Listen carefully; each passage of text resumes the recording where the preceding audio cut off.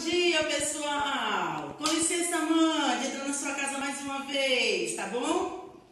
Bom dia, né? Hoje é terça-feira, dia 4 de agosto. Nós teremos aula de história, certo, criançada? Vamos lá despertando, vamos lá, já tomaram aquele café gostoso? Muito bem, né? Jesus abençoe este dia, né? Jesus abençoe seus familiares, né? Que Jesus possa abençoá-los, tá certo? Antes de mais nada, vamos falar com Deus. Fechem os olhos, tá bom? Pai querido e amado, mais uma vez estamos aqui na tua presença para te adorar, para te agradecer, para te louvar, Senhor, porque tu és digno de toda a honra e todo louvor. Pai querido e Pai amado, abençoa este dia, Senhor, abençoa cada criança, entre em cada lar, Senhor, entre com providência, abençoa cada familiar, Senhor. Repreende, Senhor, as tribulações, repreende as dificuldades. Pai querido e amado, assim eu te peço, Senhor, também por esta escola. Toma cada um que trabalha aqui, Senhor, em tuas mãos, né? Da saúde, da entendimento, da sabedoria. Pai querido e amado, assim eu te peço, eu já te agradeço em nome de Jesus, que vive e reina eternamente. Amém. Bom, crianças, o tema da nossa aula de hoje será os movimentos nativistas, ou seja, revoltas nativistas, né, dos nativos, né? E o que significa esses movimentos nativistas? Os nativos estavam lutando por interesses locais. Os colonos, os latifundiários. Você pergunta, tio, o que é latifundiários, né? Latifundiários eram os donos, né, das grandes porções de terras, dono da terra, né? Então, eram os latifundiários e os senhores de engenhos. Eles queriam defender seus interesses locais contra a opressão metropolitana, né, da metrópole, né, de Portugal, né, dos altos impostos, mas o monopólio, ou seja, tudo que o Brasil produzia para vender a outros países. Tinha que vender para Portugal com preços baixos. Tudo que o Brasil precisava comprar de outros países só podia comprar de Portugal por preços muito altos. E isso irá fazer com que os colonos se revoltem e vamos ter várias revoltas nativistas. Atenção, nas principais revoltas nativistas. Essas revoltas aconteceram na segunda metade do século XVII e no início do século XVIII. Esses movimentos locais expressavam o descontentamento dos colonos com o governo português. A primeira revolta foi a revolta de Beckman, né, que ocorreu no Maranhão no ano de 1684, liderado pelos irmãos, né, Manuel e Tomás Beckman. A causa desse movimento foi o descontentamento dos colonos com a Companhia de Comércio do Maranhão. Essa companhia comprava os produtos da região, né, que era o açúcar, o algodão, por um preço muito baixo. Depois, essa companhia vendia esses mesmos produtos trazidos de Portugal a preços abusivos aos colonos e faltava também a mão de obra. Essa companhia deveria ser responsável por introduzir 500 escravos atualmente na região e não estava fazendo isso, ou seja, não né? Faltava mão de obra. E tudo isso, dentre outros motivos, fizeram com que explodisse uma revolta.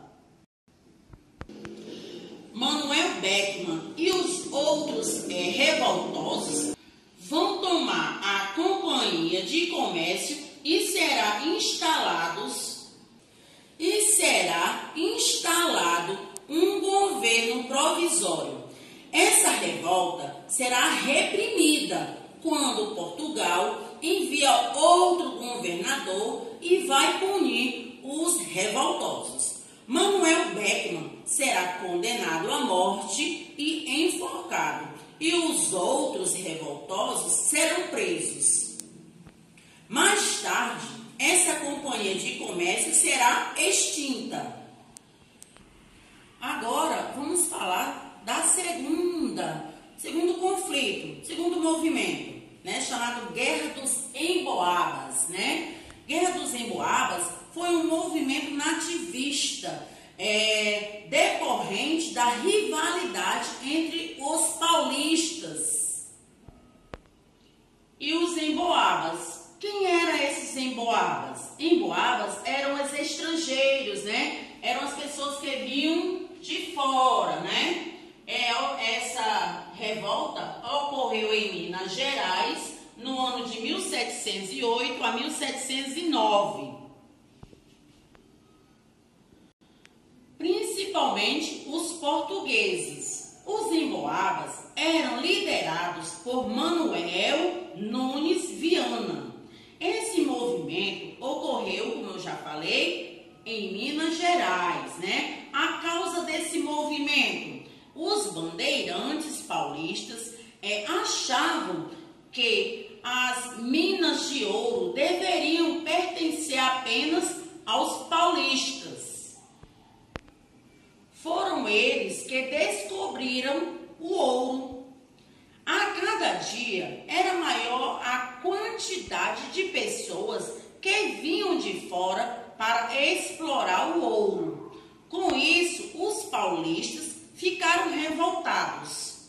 Consequência disso, o maior combate aconteceu num local que ficou conhecido como Capão da Traição, porque os paulistas caíram em uma emboscada, né? Como eu posso dizer, uma cilada preparada pelos emboabas. Os emboabas prometeram deixar os paulistas livres caso se rendessem. Foi o que os paulistas fizeram, mas logo que entregaram as armas, todos foram mortos. Como isso terminou, né? O rei de Portugal criou uma companhia de São Paulo e Minas de ouro e regulamentou a cobrança do quinto. Ocorreu, a coroa passou a controlar a exploração das minas e expulsou os paulistas, que foram explorar outras regiões. Agora vamos falar da terceiro conflito, terceiro movimento, revolta, guerra, como vocês queiram falar, tá certo? Vamos falar sobre a Guerra dos Mascates, certo? Foram movimentos importantes ocorridos em Pernambuco no ano de 1710 a 1711, provocado pela rivalidade entre senhores de engenhos de Olinda e os comerciantes portugueses de Recife, mascates, né? Que eram chamados de mascates. E quem eram esses mascates? Né? O que significa que são mascates? Mascate é porque eles ficavam vendendo, né, de porta em porta. Como se fosse hoje os mercadores, os ambulantes, certo? Ficavam vendendo ali no meio da rua, de porta em porta, tá certo? Por isso que é chamado de mascates. Os chefes eram os senhores de engenhos olindenses e os mascates eram os portugueses, né, de Recife. A causa desse movimento, Olinda era a sede da capitania de Pernambuco. Os seus habitantes, em grande maioria, eram ricos e senhores de engenho. O Recife era habitado por comerciantes portugueses, que eram os mascates. Nessa época, Recife era politicamente subordinada às leis que partiam de Olinda. Os mascates solicitavam ao rei uma elevação do Recife à categoria de vila. O rei atendeu à solicitação e demarcou os limites entre a Olinda e Recife. Aí veio a consequência, né? Consequência disso foi os olindenses, né, sentiram-se prejudicados com essa demarcação desses limites. Revoltados, invadiram o Recife e lançaram a ideia de um governo independente. Como tudo isso terminou, né? Vamos ver. Portugal nomeou um novo governador para Pernambuco, que ordenou a prisão dos principais líderes desse movimento. E as lutas se dissolveram, né? Acabou. Em 1712, o Recife tornou-se a sede da capitania de Pernambuco. Agora vamos falar um pouco sobre a quarta revolta, né? A revolta de Felipe dos Santos, né?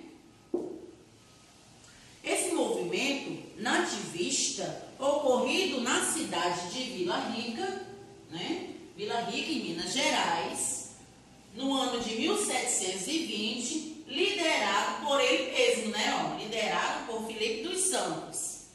O que ocasionou este movimento? O governo português, com o objetivo de tirar o maior proveito de exploração de ouro nas minas, estabeleceu que a quinta parte, ou seja, 20% de todo o ouro extraído, pertenceria ao rei de Portugal. Esse imposto ficou conhecido como o quinto. Para garantir a cobrança, foram criadas as casas de fundição. Nessa casa de fundição, o ouro era pesado e quintado, ou seja, tinha parte separada, pois pertencia à coroa portuguesa. Depois, o ouro era derretido, transformado em barras. Era marcado com o símbolo da coroa portuguesa e enviado para Portugal. A consequência disso, depois de algum tempo, uma multidão de revoltosos dirigiu-se à casa do governador. Os manifestantes, chefiados por Felipe dos Santos, queriam que o governador mandasse diminuir os impostos e fechasse as casas de fundição. Temeroso, o governo prometeu atender às reivindicações. Como tudo isso terminou, o governador mandou prender os chefes do movimento e suas casas foram queimadas. Felipe dos Santos foi enforcado em praça pública e depois seus braços, suas pernas foram arrastadas por 4 cavalos que correram em direções diferentes. Agora, criança, vamos falar um pouco sobre a quinta revolta, né? Que era a Inconfidência Mineira, né? A causa desse movimento aconteceu no final do século XVIII. A quantidade de ouro extraído das minas era cada vez menor e o governo português continuava a cobrar altos impostos, provocando grande revolta do povo, que não podia pagá-los. Para forçar o povo a pagar os impostos atrasados, o governo criou uma lei que permitia a invasão das moradias e a retirada dos bens que as pessoas possuíssem. Essa forma de cobrança era chamada de derrama. Nesse momento, o clima de insatisfação e revolta surgiu um movimento. Em Minas Gerais, no ano de 1789, conhecido como Conjuração Mineira ou Inconfidência Mineira, surgiu em Minas Gerais em 1789, conhecida também como Conjuração Mineira, cujo objetivo era libertar o Brasil de Portugal e implantar um sistema de governo republicano no país. Esse movimento foi liderado por Joaquim José da Silva Xavier, conhecido como Tiradentes, Por que ele tinha esse nome? Ele tirava dentes? Sim, ele era dentista, certo? E a consequência de tudo isso? Padres, poetas, escritores, mineradores e militares uniram-se para lutar contra a opressão do governo de Portugal. Eles queriam perdoar as pessoas que tinham dívidas com a metrópole e criar universidades, acabar com os impostos cobrados na mineração, construir fábricas e proclamar a República. Os planos dos Inconfidentes foram denunciados por um traidor, Joaquim Silvério dos Reis, que traiu um movimento em troca do perdão de suas dívidas. Alguns foram expulsos do Brasil, outros condenados à prisão perpétua, e o líder, que era Joaquim José da Silva Xavier, o Tiradentes, ele foi condenado e enforcado no dia 21 de abril de 1792, no Rio de Janeiro. Além de cobrar o quinto, a coroa portuguesa cobrava impostos cobrados pela circulação de mercadorias. Tinha outro imposto chamado de dízimos. Esse imposto era cobrado sobre a 10ª parte da produção agropecuária, que era da agricultura e da pecuária. Vinha outros impostos, as passagens, e imposto sobre o trânsito nos rios, Outro imposto os ofícios, imposto sobre a lotação de cargos públicos.